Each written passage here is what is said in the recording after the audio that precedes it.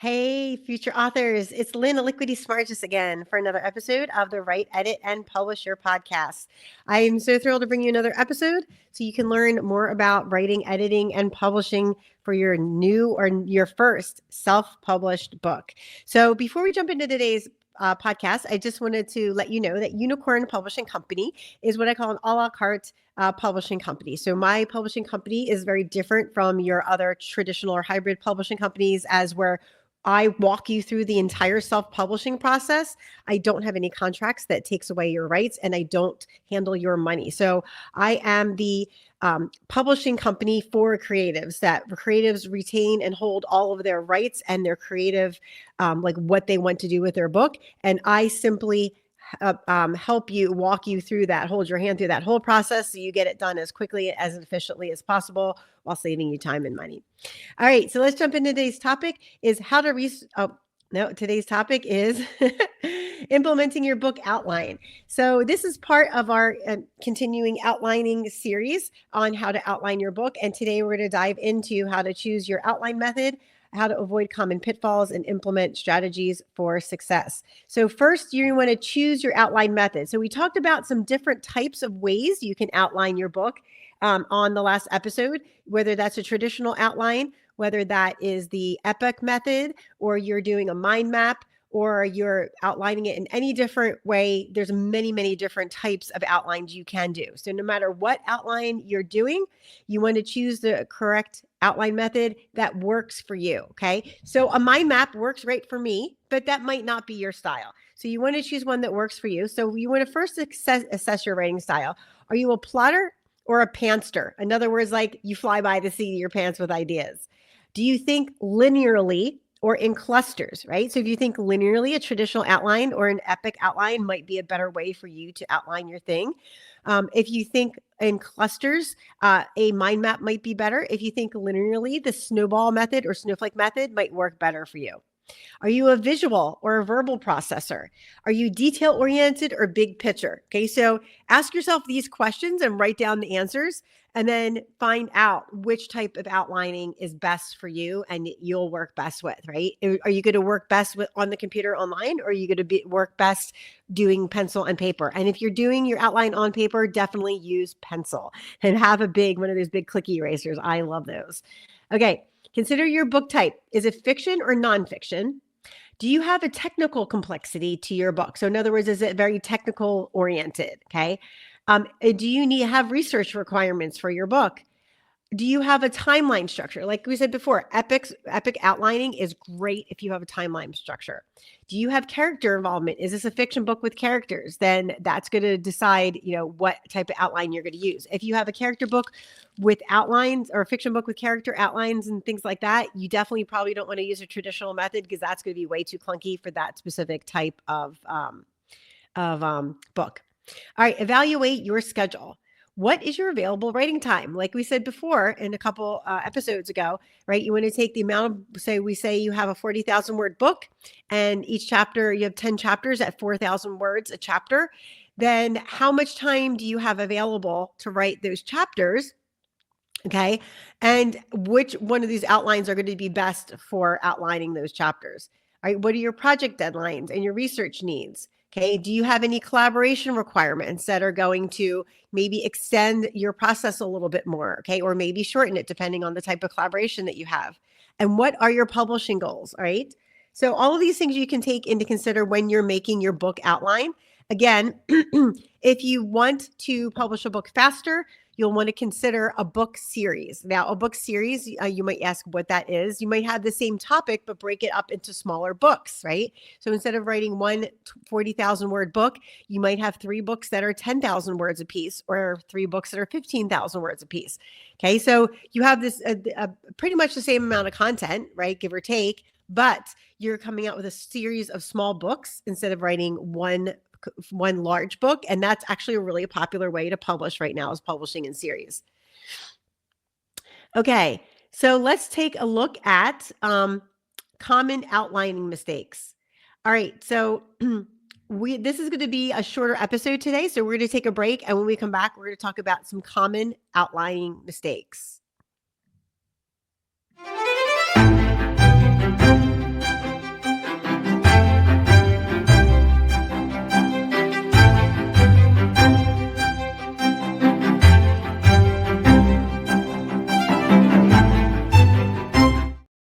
future authors. It's Lynn Liquidity Smargis back with the second half of implementing your book outline. So this is a little bit of a shorter episode. So we're just talking about in this episode, choosing your outline method and common outlining mistakes. So first, okay, the perfectionism trap. Let's talk about this because this happens a lot with my clients. And that's why I do a lot of ghostwriting coaching, right? I do writing, but I do a lot of coaching because a lot of people, a lot of clients, I don't know, say a lot, but there are several clients I have that are looking to make things perfect, right? You don't want things to be perfect. They're never going to be perfect. It has to be good enough. And good enough doesn't mean it's bad, or good enough doesn't mean it's low quality. Good enough means that you have valuable content that looks professional that you're proud to show off. Okay. That doesn't mean it has to be perfect. It's okay. No book is perfect, right? You can take literary works that win awards and they're not perfect. Everybody can always get more feedback. You can put out a second edition if you feel like doing that, or a different type of book that has the same thing, but just get feedback on your book. Okay. You can use a beta group too before you publish it to get some feedback and maybe change some stuff up if you want to, but you don't have to. But you want to know that you don't want to get stuck in this perfectionism trap of like over planning, right? Revision, because you just think it's never good enough. So you're going to get, another revision, or you're going to do another revision because you don't like it, or you have someone else revise it, right? So I'm helping a client right now that she's had 3 people revise her book after I wrote it, which is perfectly fine, right? But she also didn't get to publish it, and it's been several years. So you want to make sure that you don't get caught in that endless revision cycle. Okay. And it's okay to have 2 book editors work on your book. Maybe one does the main bulk of your editing, and then you have a separate person do your grammar editing, whatever that is. But I definitely wouldn't get more than 2 editors. All right. Analysis paralysis, right? You start looking at it and be like, oh, how can this be better? Or how can this be right? Or, oh, I don't know if I like this. Like, is this really good? Does this explain the details enough? Okay. You get into that cycle and you go down that rabbit hole of, oh my gosh, you can't move on to the next step in publishing your book because you're so looped into like hyper analyzing everything, right? It might be hyper analyzing a paragraph. It might be hyper analyzing a chapter. It might be hyper analyzing the way you've made your outline. Whatever it is, don't get into that trap of hyper analyze. Okay. If you need help with that kind of stuff, I can definitely help you with my ghostwriting and book coaching program on that. All right. Fear of starting, right? This is another thing. I also have fear of publishing. Okay. So some people are just afraid to start their book, or they start their book and they are afraid to publish it because I've had clients literally say to me, what if no one reads my book? Okay. That's never been the case. I have never seen that happen. The only time I've ever seen, actually, okay, let me back up. The only time I've ever seen that happen is an author in my writers group said he's published 4 books and he hasn't sold any of them, but he doesn't care about selling them, and he doesn't do any marketing or advertising at all. So if you don't do any marketing or advertising at all, and you don't tell anybody about your book, you're never going to sell it. Okay. But if you do any type of marketing or advertising, chances are you're going to sell a few copies. Okay. Or if you're not selling your book, you're not building your book and creating it and publishing it to sell it, for your main thing of selling it, right? Like you can say, okay, you're selling your book, but you're really using it as a calling card for your business, which I've done before, which is a great calling card. People get so excited when they meet a business person who is also an author. Like people love meeting authors. It's like you can see their face light up and everything. So it definitely puts you in a higher category and a higher level of respect with people when you hand them a professionally published book. It's very exciting. Okay. And by the way, I've never handed anybody my self-published book and people look at it and say, who's your publisher? Literally never. Say people don't care about who your publisher is. People care that you've written a book, that it looks professional, that's professionally edited, it looks great, and it's easily readable, and it delivers value. That's what people care about the book, not who's published it. All right. So if you're starting or if you're publishing, okay, so people get, oh my gosh, what if no one's ever going to like this book, or no one's going to read this? No one's going to like this book. What if I get a lot of bad reviews? Okay. You can't go in with that mindset. It's just going to like stress you out. You're never going to get your book published, and you're never going to reach your goal of being an author. So you need to change up your mindset if that's where you are. And that's where part of my coaching comes in.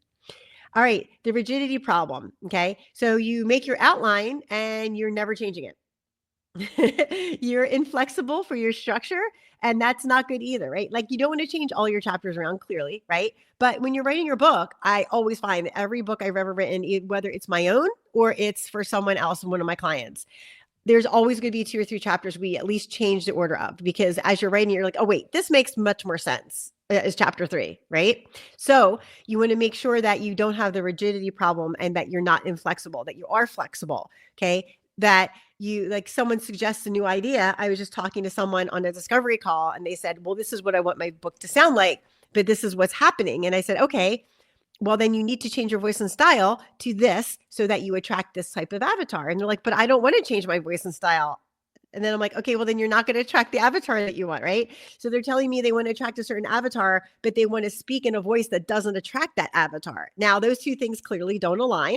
So you need to be, if you're talking to a professional and you say, well, I want to do this, and that's clearly not going to work, okay, then don't do that idea, okay? So you can't be resistant to new ideas, right? So, or inspiration, right? Finding things that give you inspiration.